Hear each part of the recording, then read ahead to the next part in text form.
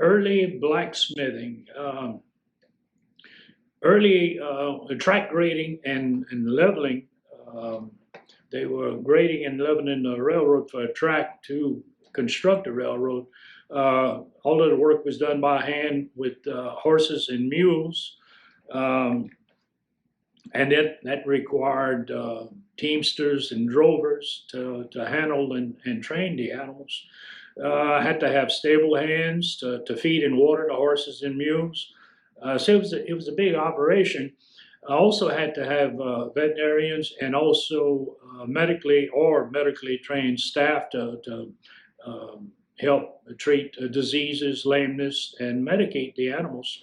Horses and mules were used as draft animals for more than a century before the railroad got their start. Um, the animals could maneuver on terrain so much better than vehicles could at that time. So it was great to have the animals.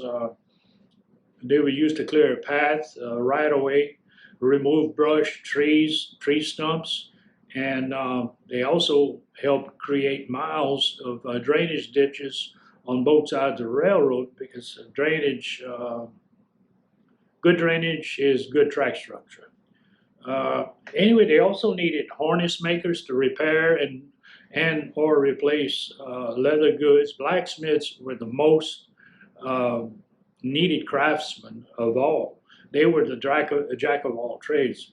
Oftentimes, the implements that they were using, like these earth scrapers, that was made of metal. So a lot of times they needed repair work and probably on a daily basis. And usually after the work was done, then the blacksmith would do their work. Uh, Railroad track tools also made of metal, and the railroads depended on blacksmith to take care of those tools because they got bent and broken. Blacksmiths repaired, straightened, and sharpened railroad track tools such as claw bars, lining bars, shovels, picks, rail dogs, tie tongs, rail chisel, foot adze, and rail benders, to name several. Unbeknownst to many, those same track tools are still in use today. Uh, Blacksmiths were used to repair and replace wooden axles, wagon axles, and also wagon ring wheels. I said wooden axle. There was a branch line by the name of, they called it the wooden axle. Anyway, they also repaired wagon ring wheels, chase chains, and a multitude of metal tools and components such as door hinges and hoops for wooden barrels and such. They fabricated, repaired, and straightened what they called the infamous link and pin coupling system from many years ago. Um, at the time, a switchman during the early years when they had the link and pin coupling, it was an extremely dangerous job. A switchman had to basically stand between the two rails in front of one car, a rail car, and stay there and while the train is shoving his train to you to couple up. So it was very dangerous. A lot of people got hurt and killed during that time coupling up. It was very extremely dangerous back then. Um, let's see, and not only dangerous, it was nerve wracking, waiting on that train. And that's where the term experienced hands came from. Experienced hands. Usually, you'd get a train or engine employee who wanted promotion and advancement in work, and he would go talk to the supervisor. Normally, it would be the train master or superintendent. And the first question, and a superintendent is the one that told me that. Superintendent's the first question out the box is, "Show me your hands. Show me your hands." And if you didn't have fingers maimed or missing, you didn't have experienced hands. That's how bad it was. I mean, that was long before OSHA, the Occupational Safety and Health Administration. And also many rules came into play after that. Now we have so many rules. And I like to tell people, usually if you observe a locomotive engineer going to his engine, he's usually carrying 2 or more handbags. And I can tell you, at least 1, maybe 2 of those bags has got rule books in them. That's how. It used to be, we had 1 small rule book. And today it's a multitude. I mean, you're not only the rules to work on the railroad, but you have to have a hazardous material rules, your air braking rules, and because you have to have so much operative ton per horsepower. And so it's something else. Anyway, I digressed just a little bit. But now back to the blacksmith. They also made repairs to rail cars and box cars after they would get in side swipes or derailments. And that happens a lot. It's pretty much an everyday occurrence in a lot of the yards. It's small stuff, but still you got to repair the cars. So blacksmith played a big part in that. They also repaired track carts. Many of the departments used, like say the track department used, and also the mechanical department and fabrication shops. Blacksmiths were especially useful during the Industrial Revolution. That's when farmers went from, well, the process was going from agrarian farming to machine manufacturing. So it was right in that deal. And forest tools were made from iron and steel. And during modern time, railroad engineering department, we had blacksmiths. And right about the time that I started, blacksmiths were being phased out. And what they did, they were grandfathered in and became welders at that time. So the blacksmiths became welders, and but as far as sharpening tools and straightening tools and all that, a lot of that I can remember when I originally started.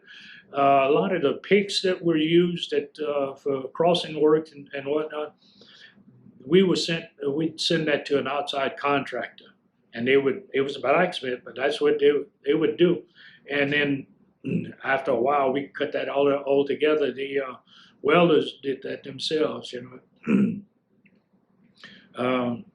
let's see, anyway, innovations, technology, all that improved production, greatly improved production. And in most cases, it created new methods of doing things. And it gave rise, like blacksmiths gave rise to welders. The telegraph key from years ago gave rise to the telephone system that we have today. Diesel locomotives took the place of steam locomotives, and it was kind of like a domino effect. A lot of jobs were eliminated at that time. As steam was replaced, so was there was no need for water towers, no need for water tower tenders, no longer necessary for departments that made these tanks and whatever parts to service them. Same thing with locomotives. On steam engines, it required a lot of work, a lot of maintenance that went into that. Whenever they went into diesel engines, it was completely different. It was a much better job for the employee. But take like the job fireman. That was a job too that was unneeded at the time. They didn't need it, didn't want it, and but through union agreements and stuff, they kept them on for a while. And a good many of them, but a lot of them, I knew some that were firemen from many years back that they got laid off and might have they tried to retain them in the rail business. A lot of them became regular employees on the railroad. Maybe some of them became locomotive engineers on the diesel engines, or they became truck drivers or track foremen, or a multitude of different things. Let's see, they just like the telephones, like I mentioned, took the place of telegraph operator, and on the railroad, telephones more or less got rid of what they called call boys. And yes, on the railroad we had call boys, believe it or not. But what the call boys would do, they had various chores in the yard, but their main job was whenever a train crew was called to come to work, normally give them 2 hour notice. Well, these call boys, they would ride a bicycle. Back then, everybody lived close to the railroad track, and the call boys would ride their bikes to their house, knock on the doors, and tell them you're called, you know. And so telephones put an end to all of that. So let's see.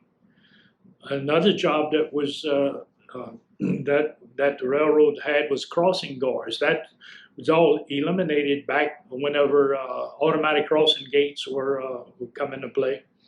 And even the job that I held for many years, the majority of my years with the railroad, my job title was roadmaster, and that job that was eliminated. And it, back then it was determined that it had negative connotations to it, so it did away with that. Not only roadmaster, train master, yard master, all those jobs are being eliminated. They all have different titles now. But historically, that was all of the railroads. I mean, no matter what railroad you went to, those were the titles at that time. Let's see. Other jobs and services that went by the wayside as far as technology. The railroad approved watches. At one time with the railroad, all employees with the railroad had to have a good, reliable railroad approved watch. And nowadays, it's any kind of timepiece will do, as long as it shows displays the hour, minutes, and seconds. And so we had on the railroad, we had watch inspectors, believe it or not, that would come out. You had to get your watch inspected quarterly by a certified watch inspector, and all the employees had a watch certificate that you carried with you, and you had to present it to make sure it was current at the time. So all that kind of fell by the wayside. But when the inspectors were here at the time, your watch, your timepiece could not vary more or less than 20 seconds, and they would all write that down, put that down on your certificate. Let's see.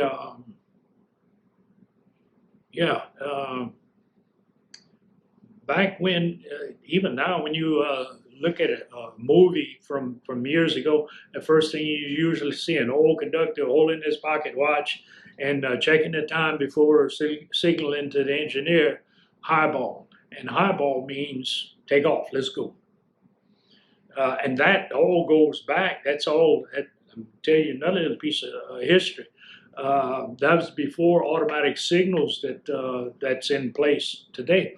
The depot agent would take this big white ball, to where you could see it as ball, and it was affixed to a cord or a cable, and they would hoist it up, and to where when the train crew's coming, they could notice that the big white ball, and it'd say high ball, so they knew they didn't have to stop.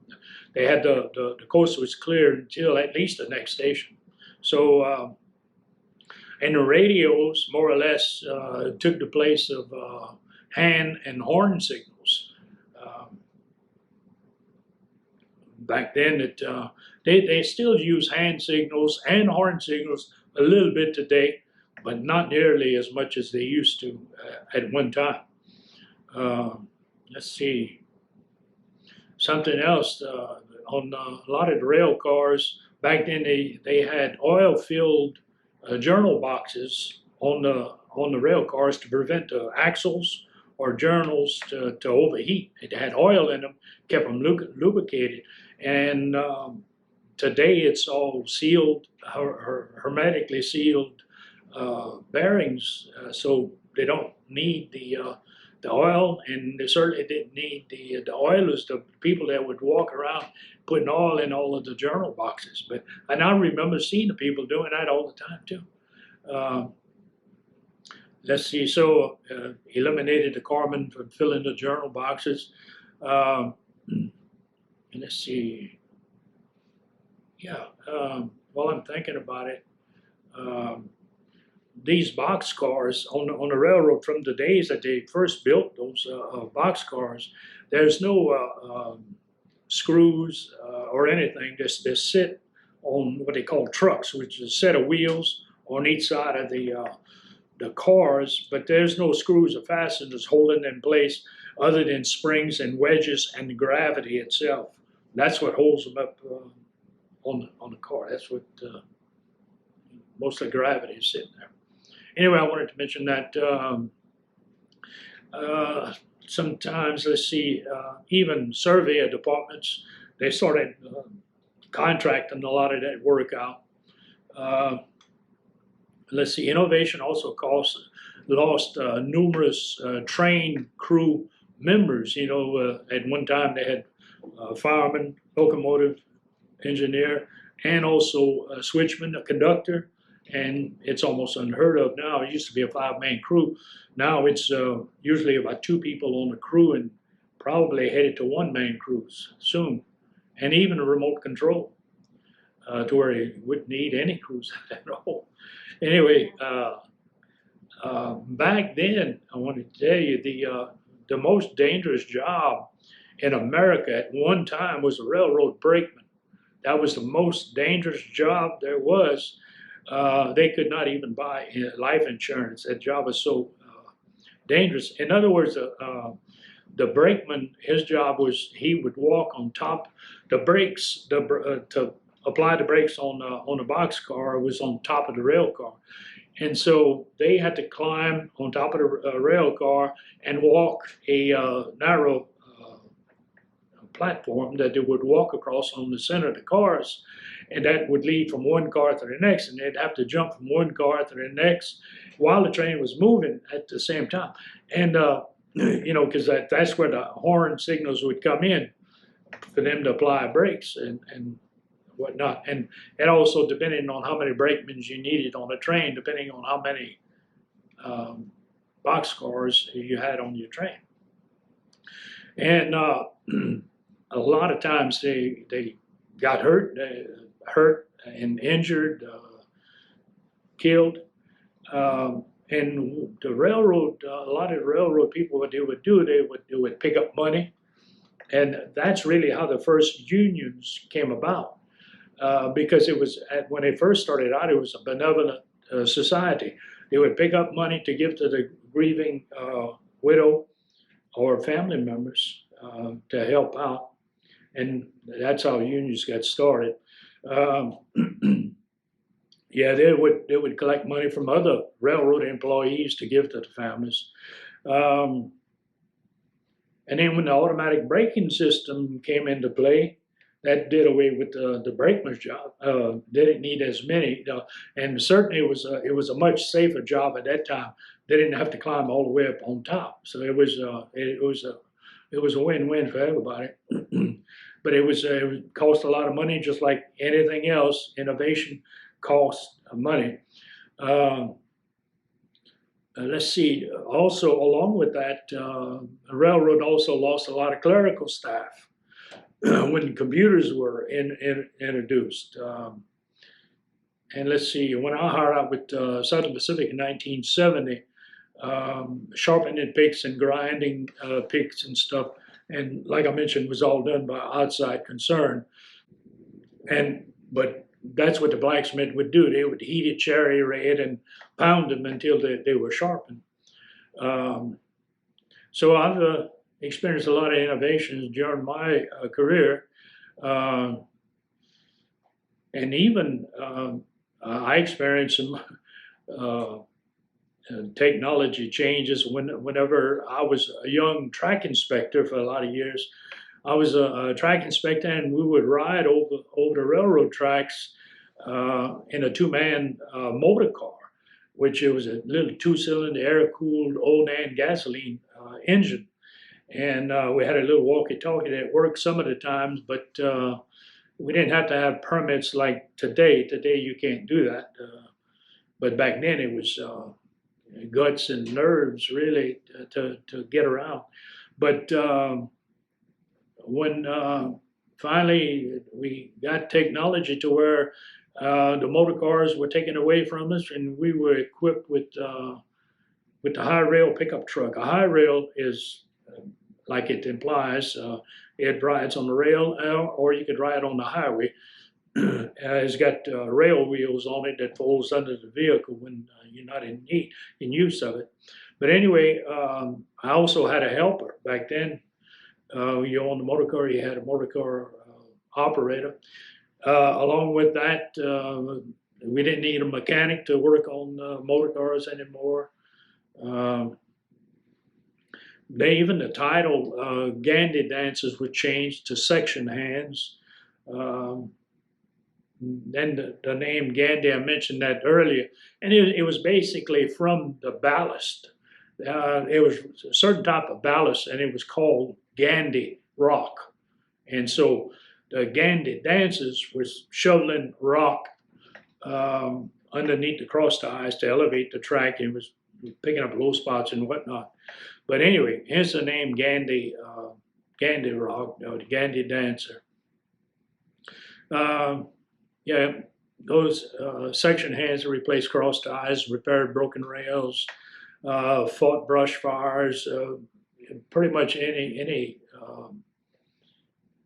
that needed doing, they would do it, including replacing cross ties by hand, which I'm going to talk about in just a little bit. But let's see, back then, perhaps up to about 1950, every 5 miles or so, there was a section gang that would work, and consisting of larger crews than what you have today. Now you have crews that are much smaller, but back then you probably had 8-10 men per gang every 5 miles or so, and that's why they call them section men. They worked on the section. Back then, like I said, it was about every 5 miles or so you had a little section that took care of that little section. But when you had major derailments and stuff, they'd bring everybody in to help. Today, you don't have many. They're not even called section gangs anymore. Now, when I was working, they changed that. They call them extra gangs, and they would come in and did basically the same work. And then today, you have larger crews. I mean, you're talking about 50, 60, 80 people on rail gangs, tie gangs, and they go all over the place. At one time, it was like through my entire railroad, 44 years with the railroad, I worked between New Orleans and Houston. That was it. Today, those poor men, I mean, they go all over the place, a lot of different states, and they get paid per diem. Back when I was working, if you were on the traveling crew, you were paid $2.17 a day, come out to about $67 a month. They call it lean and for cleaning linens and stuff. So that wasn't much money. They call it trailer pay back then. Paid you for that. Anyway, getting off topic again. But talking about section gangs, I think I was on the last. I was the last section foreman on the Lafayette Division, Southern Pacific Lafayette Division, and maybe even the entire system. Not sure about that. At the time, I was on section gang number 4, which was in Gretna.